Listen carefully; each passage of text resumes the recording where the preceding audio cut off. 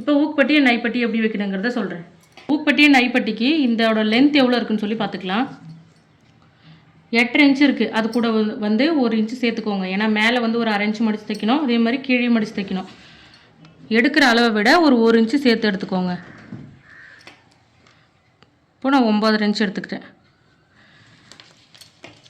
அதே மாதிரி இந்த ஊக்பட்டியை நைப்பட்டியோட சுற்றளவு 2.5 இன்ச்சு எடுத்துக்கிட்டிங்கனாலே கரெக்டாக இருக்கும். ஊக்பட்டியும் தைச்சிடலாம், ஐப்பட்டியும் தைச்சிடலாம்.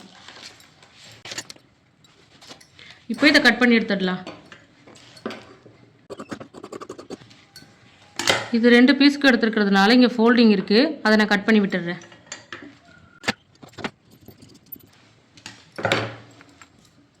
இப்போ ஊக்பட்டி வந்து ஃபஸ்ட்டு தைச்சிடலாம். ஊக்பட்டி வந்து நான் எப்போவுமே ரைட் சைடில் தான் வைப்பேன். உங்களுக்கு லெஃப்ட் சைடில் வேணுனாலும் வச்சுக்கலாம். நான் தைக்கிற மெத்தட் இது தான். ஊக்பட்டிக்கு இது போல் துணி 2ஆக மடிச்சுட்டு துணியோட ரைட் சைடு மேலே வைங்க. 1/2 இன்ச்சு மேலே இருக்கணும், 1/2 இன்ச்சு கீழே இருக்கணும். இந்த மாதிரி மடிச்சுக்கோங்க. இப்படி மடித்து இதுக்கு மேலே வச்சு நம்ம தையலுக்கான அளவு 1/2 இன்ச்சு விட்டுருந்தோம் இல்லையா, அதை வந்து தைக்கணும். கீழேயும் அதே மாதிரி இப்படி மடித்து தைச்சிடணும்.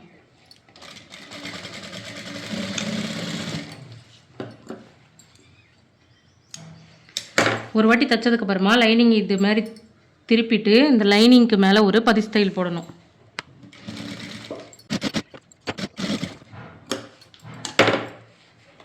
இது அப்படியே துணியோட ராங் சைடில் திருப்பி இந்த ஃபுல் லைனிங்குமே இப்படி உள்ளே வர மாதிரி இப்படி மடித்து இந்த ஓரத்தில் ஒரு தையல் போடணும்.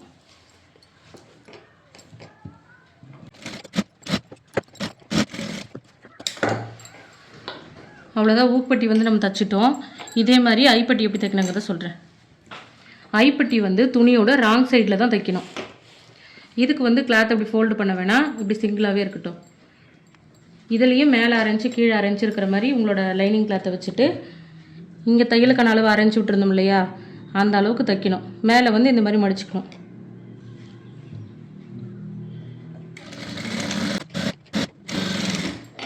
கீழேயும் அதே மாதிரி இப்படி மடிச்சுட்டு தையல் போடுங்க.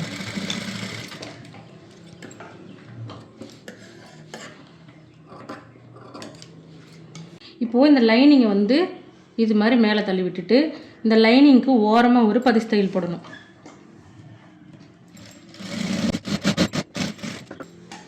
போய் இதை அப்படியே துணியோட ரைட் சைடில் திருப்பிக்கோங்க.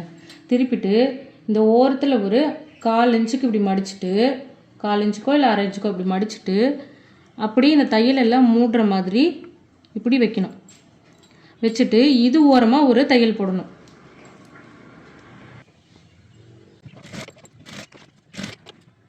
இந்த ஐப்பட்டி வந்து மேலே தெரியுது அப்படின்னு நீங்கள் நினச்சிட்டாலும் மெயின் கிளாத்தை யூஸ் பண்ணி கூட நீங்கள் இந்த ஐப்பட்டி வந்து வச்சுக்கலாம்.